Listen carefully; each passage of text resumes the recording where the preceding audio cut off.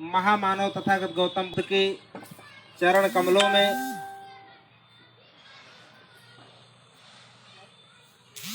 कोटिशाह प्रणाम करते हुए और मानवता को अभिसिंचित करने वाले और इस बहुजनों के भारत के मूल निवासी बहुजनों के महिलाओं के गौरव के लिए, इनके हक अधिकार के लिए अपना जीवन समर्पित करने वाले तमाम संतों, गुरुओं, महापुरुषों को कोटिशाह नमन करते हुए बोधिसत्व महामानव विश्व रत्न बाबा साहब डॉक्टर अम्बेडकर को लाख लाख प्रणाम करते हुए आप सभी लोगों को, जो कि अपना अमूल्य क्षण निकाल करके यहाँ पर आए हुए हैं धम्म चर्चा सुनने के लिए, ऐसे तमाम वक्तागण और सम्मानित धम्म उपासक, सम्मानित धम्म उपासिकाओं एवं नन्हे मुन्ने प्यारे बच्चों को दीपदान उत्सव की हार्दिक मंगल कामनाओं के साथ ये बताना चाहूंगा कि दीपदान उत्सव से आप लोगों का संबंध क्या।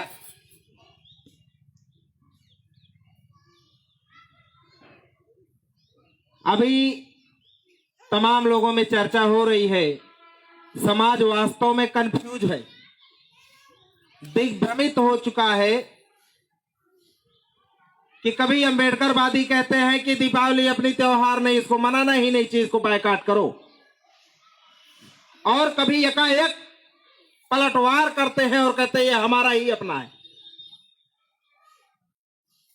कभी नाग पंचमी को कहते हैं कि ये अपना नहीं है, ये तो शंकर जी से जुड़ा हुआ है, इसलिए अपना नहीं हो सकता।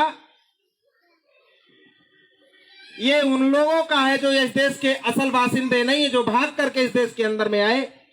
ये ब्राह्मणों का त्योहार है, इससे हमारे लोगों को कोई लेना देना नहीं है। और कभी एकाएक जो है अम्बेडकरवादी लोग ये बोलते हैं कि नागपंचमी मूल्यवासियों का त्योहार है, इसका ब्राह्मणीकरण किया गया। और ऐसे ही दिवाली के संदर्भ में अभी चर्चा चल रही है कि उनका पर्व है, हमसे इसका कोई लेना देना नहीं है। 15-16 साल 10 साल पहले हमारे समाज के अम्बेडकरवादी जो लोग हैं, बुद्ध को मानने वाले जो लोग हैं, उन्होंने दीपावली को भी मनाते चले आ रहे हैं हर साल।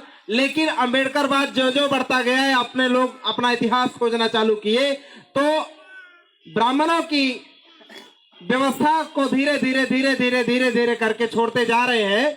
ऐसे करके दीपावली को भी बनाना बंद कर दिया हमारे लोगों को, लक्ष्मी गणेश की पूजा करना बंद कर दिया। और अभी चर्चा चलने लगी कि दीपावली भी अपना ही त्योहार है। समाज पूरी तरह से कंफ्यूज है कि कभी अम्बेडकरवादी लोग कहते हैं ये अपना है, वो अपना नहीं है, कभी जो छुड़ाते हैं उसी को पकड़ा देते हैं। मामला क्या है?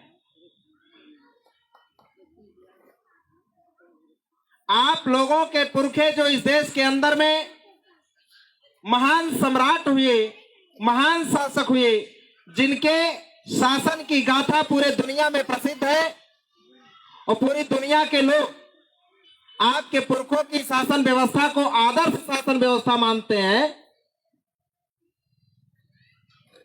ऐसे महान महापुरुषों के इतिहास को इस देश के अंदर में हजारों साल तक दबा करके रखा गया।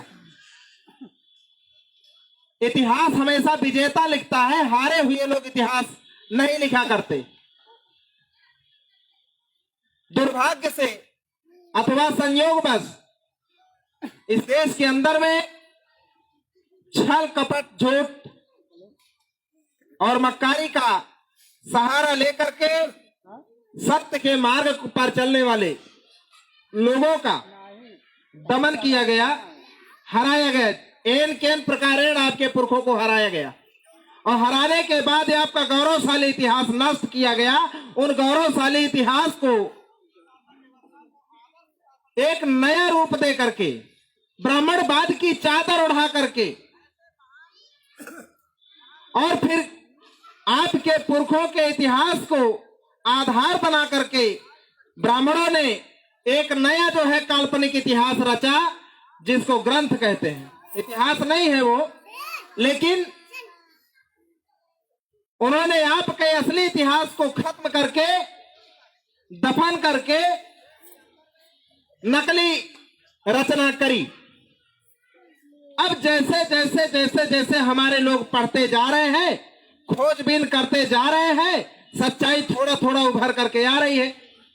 जब दोस्त और दुश्मन की पहचान हुई और हमने ये तय किया कि ब्राह्मण हमारे लोग नहीं है, ये हमारे पुरखों के विरासत के दुश्मन है, हजारों साल से दुश्मनी इनकी हमारी चली आ रही है, हमने इनको अपना गुरु मानना बंद कर दिया, पुरोहित मानना बंद कर दिया, हमारे समाज के हैं ऐसा मानना बंद कर दिया, हमारे हिती है, हमारे मित्र हैं ऐसा मानना बंद कर दिया और तय किया कि ये हमारे दुश्मन है। तो हम लोगों ने धीरे धीरे ये भी तय किया कि इनकी सारी व्यवस्था को छोड़ना हमारे लिए ज्यादा बेहतर होगा। इस तरह से हमारे लोगों ने उनकी हर एक व्यवस्था को त्याग दिया। इसीलिए हमारे लोग ये कह करके कि दीपावली अपनी नहीं है, राखी अपनी नहीं है, होली अपनी नहीं है, ये सब ब्राह्मणों की है, हमारे लोगों ने उनकी व्यवस्था को दोस्त और दुश्मन की पहचान होने के बाद त्याग दिया।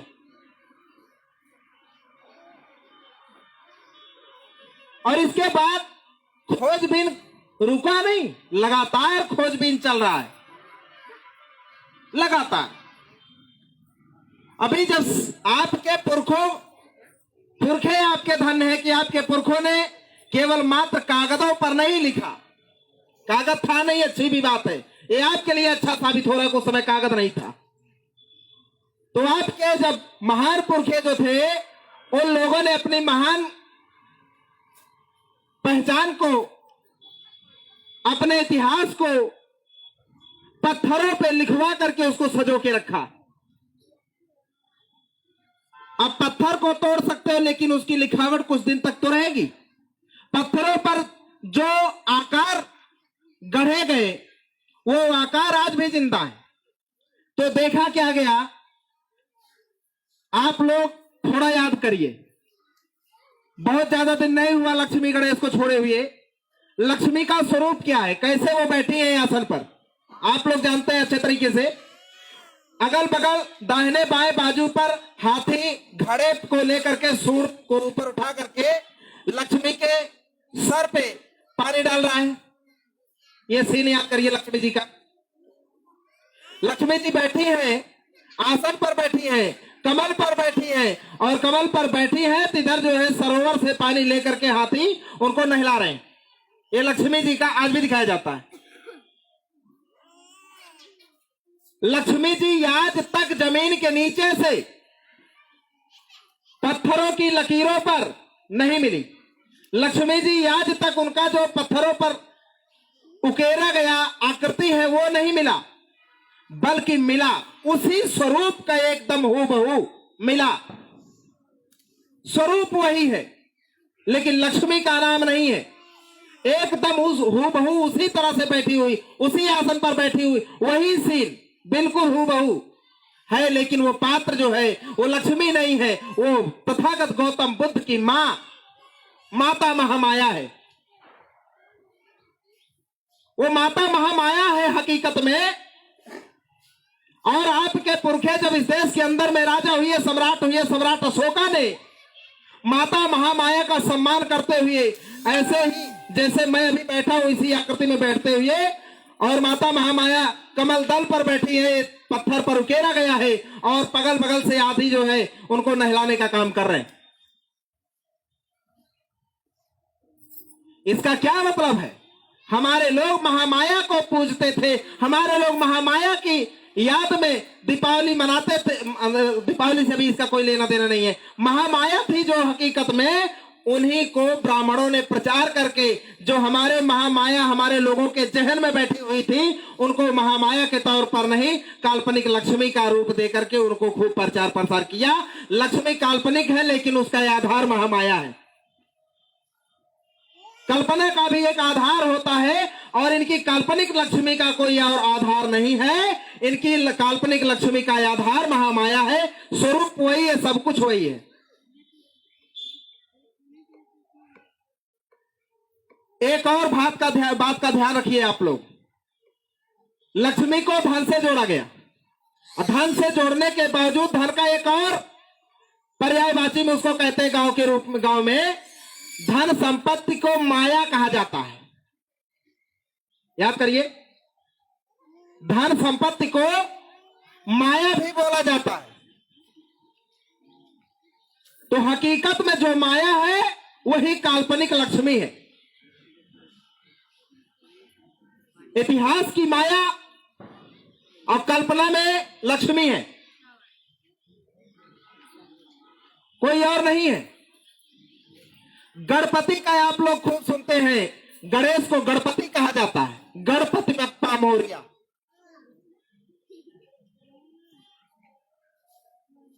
गण क्या है? हमारे लोगों की बहुत प्राचीन काल की गण व्यवस्था हुआ करती थी हमारे पुरखों में। आज भी गणतंत्र लागू है कि नहीं लागू है? याद करिए, गणतंत्र का जो मुखिया होता है वही गणपति होता है। हमारे लोगों की व्यवस्था गण व्यवस्था है और इन ब्राह्मणों की व्यवस्था वर्ण व्यवस्था है। वर्ण व्यवस्था में गणपति नहीं होते, गण व्यवस्था में गणपति होते हैं। तो गणपति कोई और नहीं है, गणपति बुद्ध को बोला गया था। गणपति बप्पा मोरया। मोरया क्या है? मौर्य हमारा टोटेम है। आप लोग जब एमए का प्राचीन इतिहास पढ़िएगा उसमें मिलेगा। मौर्य क्या है? टोटेम सिद्धांत है। जैसे आप लोग नागवंशी हो तो नाग क्या है? नागा टोटेम है। ये टोटेम सिद्धांत है। ये टोटेम सिद्धांत जब हम लोग जंगलों में हुआ करते थे 5-6 हजार साल पहले, तो जंगलों में रहते वक्त टोटेम हमारे लोगों के हुआ करते थे।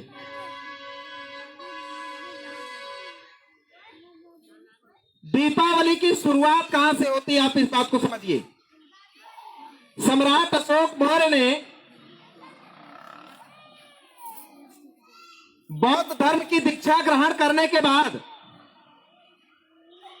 उन्होंने तय किया कि सम्राट अशोक ने तय किया कि महामानव तथागत बुद्ध ने 84,000 उपदेश किए थे। 84,000 उपदेश आने वाली पीढ़ियों को विरासत के रूप में मिलनी चाहिए। इसके लिए सम्राट अशोक ने एक महान कार्य किया। महामानव तथागत बुद्ध के महाधातु, उनकी जो अस्थियां थी, उसको 84,000 बुद्ध विहार बनवा करके अथवा बुद्ध स्तूप बनवा करके 84,000 जगहों पर वितरित करवाया। हर जगह महामानव तथागत बुद्ध की अस्थियां महाधातु रखी गई, कलश में रख करके रखी गई और 84,000 उपदेश, उनके एक एक उपदेश 84 जगह पर एक एक उपदेश पत्थरों पर शिलालेख पर लिखवाए गए। पत्थर मरा नहीं। आज के इतिहास को तोड़कर नष्ट कर जमीन के नीचे दफन किया गया, लेकिन आज भी चीख चीख करके आपका इतिहास पुकार रहा है, जिसकी आवाज पूरी दुनिया में गूंज रही है। लेकिन भारत की मीडिया उनके नियंत्रण में होने के नाते उसका प्रचार नहीं करते, जिसकी वजह से आप तक उसकी, आपके पुरखों के इतिहास की चीख है आपके पास तक नहीं पहुंच पाती। तो 84,000 बुद्ध स्तूप जो सम्राट अशोक ने बनवाए, तो बनवाने के बाद उसका उद्घाटन किया जाता है। उद्घाटन करने के लिए सम्राट अशोक ने, आप देखिए, जो कुवार यानी आश्विन का जो महीना है वो चल रहा है मौके पर। कुवार का महीना चल रहा है, आश्विन का महीना चल रहा है। इसी आश्विन के महीने में शुक्ल पक्ष की 10वीं तिथि को सम्राट अशोक ने बौद्ध धर्म की दीक्षा ली थी।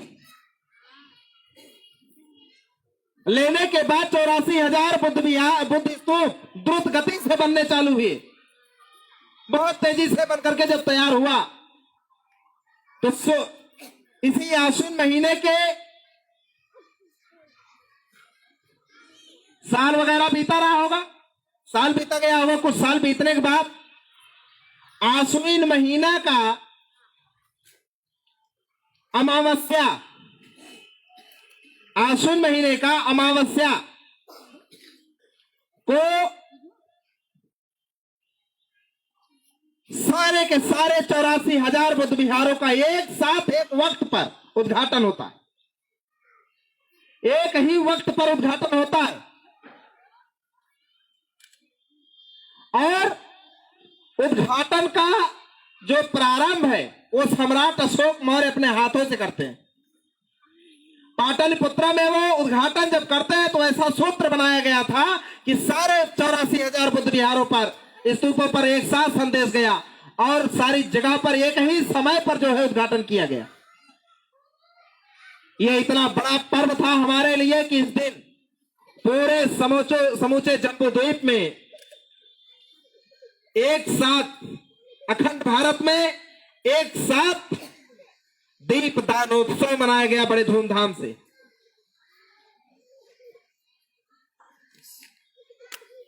एक कारण यह है दीपदानोत्सव मनाने का। तो दूसरा कारण क्या है? महामानव तथागत बुद्ध जब ज्ञान की प्राप्ति करते हैं, बुद्धत्व की, वो लौटते हैं जब अपने घर को, बहुत कहने के बाद में जब वो अपने घर को वापस आते हैं महल की तरफ, तो वहां की जनता इतना ज्यादा खुशियों से झूम उठी बुद्ध के स्वागत में। वो जिस दिन बुद्ध आए थे आश्विन माह के अमावस्या के दिन, उसी दिन पूरे कपिलवस्तु की जनता ने उनके स्वागत में दीप जलाए थे। ये पर्व हमारा ही है, ब्राह्मणों का नहीं है। इसका एक सबसे बड़ा सबूत मैं आपको प्रैक्टिकली देता हूं। ब्राह्मणों के जितने भी पर्व हैं वास्तव में, जैसे होली, हिंसा है। होली में क्या है? हिंसा है। उनका एक और पर्व है दशहरा, उसमें क्या है? हिंसा है। इनके जितने भी पर्व होते हैं उसका आधार हिंसा होता है। हिंसा करके जिस दिन ये विजय प्राप्त किए हैं उसको ये शौक से जश्न मनाते हैं। और हमारे लोग भी इग्नोरेंस में, अनजाने में आज तक मनाते रहे, नहीं जान पाए। तो ये अंतर है। आपके जो पर्व है वो अहिंसक होते हैं और उनके पर्व हिंसक होते हैं। इसके एक खास लक्षण बता रहा हूं मैं। लेकिन इस दीपावली को, दीपदानोत्सव को, जो हजारों साल से चला आ रहा है, 185 ईसा पूर्व तक ये त्योहार, ये पर्व आपका आपके द्वारा मनाया जाता रहा। लेकिन आपके महान सम्राट की, मौर्य साम्राज्य की जब समाप्ति करी गई, पुष्यमित्र शुंग के द्वारा जब महान सम्राट बृहद्रथ मौर्य की हत्या करी गई, उसके बाद आपको गुलामी थोपी गई। और गुलामी जब थोपी गई तो आप लोग तब से 185 ईसा पूर्व से आप लोग अपना जश्न, अपना पर्व, अपना उत्सव नहीं मना पाए। ये तब से रुका हुआ है। क्योंकि हर साल एक, मैं आपको और प्रैक्टिकल की बात की, सिद्धांत की बात बताता हूं। जब कोई परंपरा, कोई त्योहार, कोई पर्व, कोई उत्सव ये लोग रोक नहीं पाते हैं, क्योंकि ये जनता में प्रस्थापित हो चुका होता है। जब रोकना आसान नहीं होता है तो उसका ये लोग रंग बदल देते हैं, ब्राह्मणी व्यवस्था के अंदर में उसको ढाल लेते हैं, उसका ब्राह्मणीकरण कर देते हैं। नाग पंचमी हमारा पर्व था, लेकिन हमारी गुलामी में उस नाग पंचमी का ब्राह्मणीकरण करके उसको शंकर जी से जोड़ दिया। दीपावली को राम से जोड़ दिया। क्यों? यही तो बताया गया ना आज तक किताबों के माध्यम से कि दीपावली क्या है। तो दीपावली को बताया गया इन ब्राह्मणों के द्वारा, जो लिखी हुई किताबें हैं, इन किताबों के माध्यम से बताया गया कि भगवान राम रावण को वध करने के बाद जब वध करते हैं तो राम विजयी होते हैं, रावण हार जाता है। राम विजयी होते हैं तो विजयादशमी हो गई, रावण हारता है तो दशहरा हो गया। तो विजयादशमी दशहरा का मतलब आप समझिए, दशानन, रावण का एक और नाम है दशानन, 10 सिर धारण करने वाले, उसकी हत्या का मतलब 10 सिरों को काटा गया, इसलिए उसको दशहरा बोलते हैं। रावण को हराया गया, दशहरा हुआ, राम विजय हुए, विजयादशमी हुई। लेकिन ये बात, ये घटना आप समझिए कि ये इसका पद्म पुराण में क्या लिखा है। ये पद्म पुराण हमारे पुरखों ने नहीं लिखा, इसको ब्राह्मणों ने लिखा है। तो पद्म पुराण पे 124वां सर्ग है, 124वें सर्ग में लिखते हैं कि राम की अयोध्या वापसी जो हुई है वो बैसाख मास की शुक्ल पक्ष की, यानी उजियरिया जिसको आप लोग समझते हैं, उसको शुक्ल पक्ष कहा जाता है। बैसाख की शुक्ल पक्ष में जो 6वीं तिथि होती है, ये बैसाख महीना कब आता है मालूम है ना? गर्मी के दिनों में, ये गर्मी के दिनों में आता है। तो राम की घर वापसी कब होती, इसको आप लोग समझिए। बैसाख का महीना था, नहीं बैसाखी पूर्णिमा नहीं था, बैसाख का महीना था और उजाले का पाक था या शुक्ल पक्ष था, 6वीं तिथि थी, ये तो गर्मी हुई। अब पद्म पुराण जो ब्राह्मणों ने स्वयं लिखा, इसका दस्तावेज है, उस दस्तावेज में इनके लिखा है कि ये गर्मी का जो दौर चल रहा होता है, बैसाख में शुक्ल पक्ष की 6वीं तिथि को राम अयोध्या वापस आते हैं और उनके वापसी के खुशी में जनता दीपक जलाती है, तब से दिवाली चली आ रही है, ब्राह्मण बताता है। अगर ये राम के वापस आने के कारण दिवाली मनाई जाती है तो ये दिवाली आज के तारीख में नहीं होनी चाहिए, बैसाख में होनी चाहिए, गर्मी के महीने में होनी चाहिए। यदि राम की वजह से इसको मनाया जाता है तो आप लोग विचार कर लीजिए।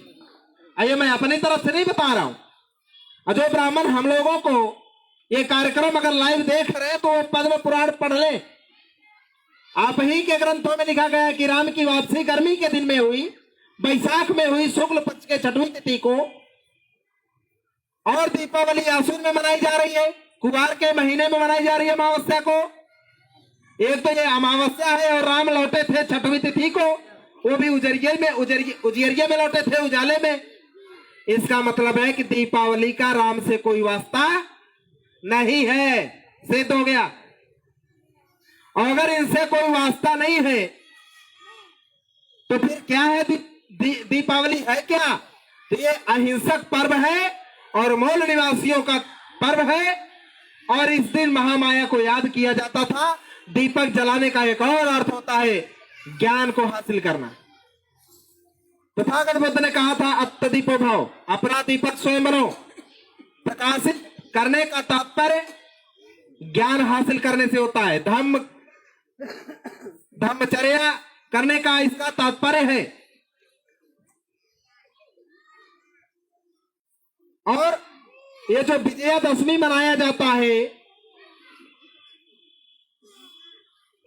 इनके राम ने जो रावण को मार करके विजयी हुए, अगर विजयादशमी राम से संबंधित है तो ये विजयी किस दिन हुई है, इस बात की भी जानकारी ले लीजिए आप लोग। अगर विजयादशमी राम से संबंधित है और ये विजयादशमी इस घटना से संबंधित है कि राम को मारकर विजय हासिल किए, उस दिन को विजयादशमी के तौर पे मनाते हो, तो विजयादशमी आती है आश्विन का महीना, यानी आज ही का यही महीना है जिसमें हम लोग हैं अभी, जिसमें चर्चा चल रही है। आश्विन का महीना शुक्ल पक्ष की 10वीं तिथि है, जिसको अभी हम लोगों ने 26 अक्टूबर को मनाया। लेकिन राम ने रावण को मारा कब था? तो ये इनका पद्म पुराण कहता है कि चैत्र मास, जिसको आप लोग चैत कहती हैं, चैत का महीना था और अंधियरिया थी, यानी कि कृष्ण पक्ष था और चतुर्दशी थी। इस तिथि को यानी चैत के महीने में राम ने रावण को मारा, यानी इस चैत के महीने में राम विजयी हुए और विजयादशमी मनाई जाती है कुवार महीने में। तो फिर दोनों सटीक नहीं बैठ रहे। इसका मतलब है विजयादशमी राम से संबंधित नहीं है, ये अशोक विजयादशमी ही है।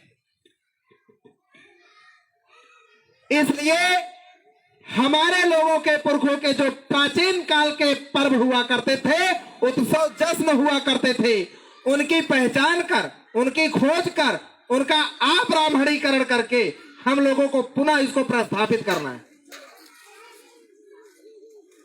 इसका ब्राह्मणों ने ब्राह्मणीकरण कर दिया, दीपावली को जोड़ दिया लक्ष्मी गणेश से, तो हम लोगों को ब्राह्मणीकरण किया हुआ जो पर्व है, हमारी जिम्मेदारी है कि उसका अब्राह्मणीकरण किया जाए और अब्राह्मणीकरण करके उसको पुनः प्रस्थापित किया जाए।